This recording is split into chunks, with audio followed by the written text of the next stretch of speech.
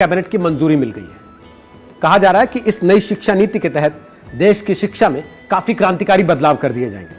वैसे केवल शिक्षा नीति ही नहीं बदली है, बल्कि मानव संसाधन विकास मंत्रालय कहा जाने वाला मंत्रालय भी अब नाम बदलकर शिक्षा मंत्रालय कर दिया गया है।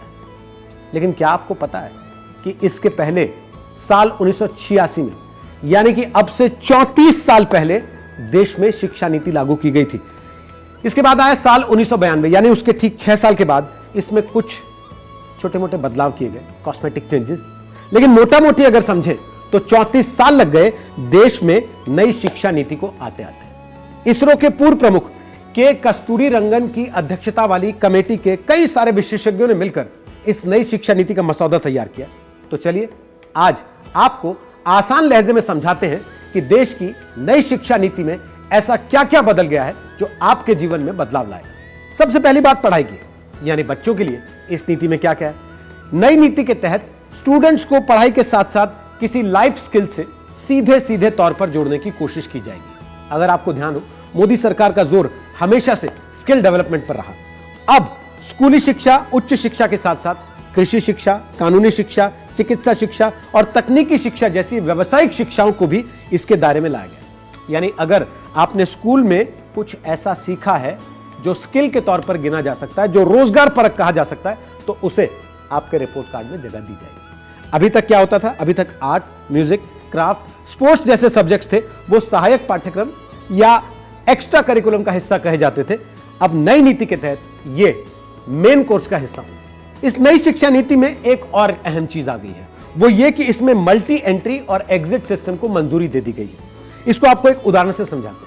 मसलन आप इंजीनियरिंग कर रहे हैं और किसी भी वजह से, जैसे शादी, बीमारी, पैसों की तंगी, घर में कोई आफत आ जाने की वजह से आपकी इंजीनियरिंग अगर बीच में छूट जाती है, तो पुरानी शिक्षा नीति के तहत आपको उसका कोई लाभ नहीं होता था। लेकिन अब नई शिक्षा नीति के तहत अगर आपने 1 साल की पढ़ाई पूरी की है तो आप सर्टिफिकेट, 2 साल की पढ़ाई पूरी की है तो डिप्लोमा, और 3 से 4 साल की पढ़ाई पूरी की है तो आप डिग्री के हकदार हो सकेंगे। लेकिन इस नई शिक्षा नीति के तहत सबसे ज्यादा जिस बदलाव पर चर्चा हो रही है वो है शिक्षा का 10+2 स्ट्रक्चर। अब उसकी जगह नया आ जाएगा 5+3+3+4 का स्ट्रक्चर। अब आप पूछेंगे कि ये क्या है? सुनने में तो बड़ा टेक्निकल लगता है, लेकिन सुनने में जितना टेक्निकल लगता है, समझने में ये उतना ही आसान है। 10+2 तो आप समझ ही गए होंगे कि पहले कक्षा 1 से कक्षा 10 तक, फिर जमा 1 और जमा 2। लेकिन अब इस पूरी व्यवस्था को 4 हिस्सों में बांटने की तैयारी कर ली गई है।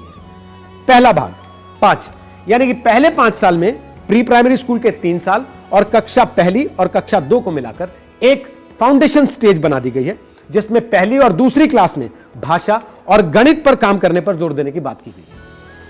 नई शिक्षा नीति में 5वीं क्लास तक मातृभाषा, स्थानीय या फिर क्षेत्रीय भाषा में पढ़ाई का माध्यम रखने की बात कही गई है।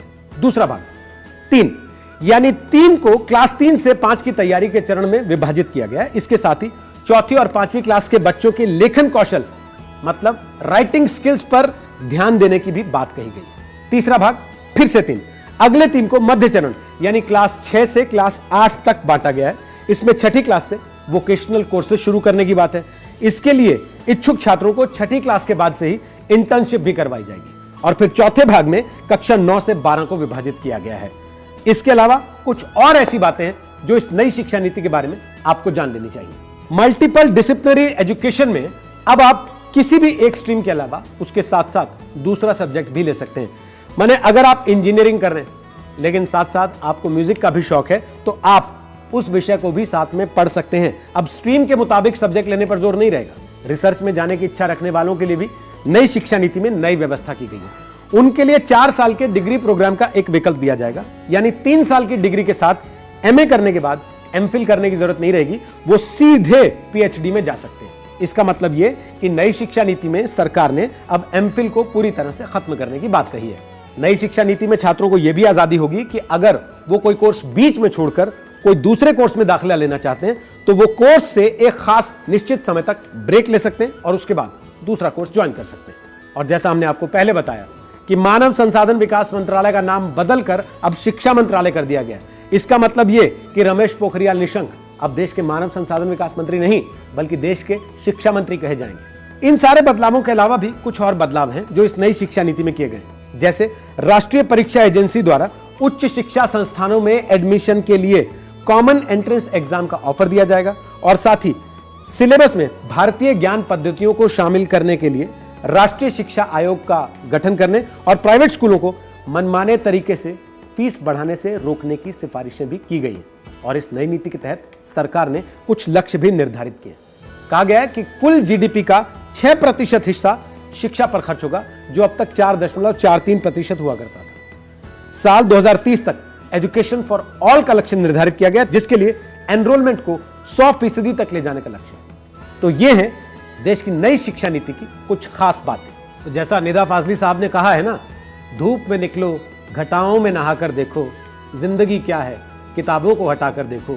लब बोलो अब यह है कि सरकार अब किताबों के साथ साथ शिक्षा नीति में जिंदगी का फलसफा पढ़ाने की भी तैयारी कर रही है।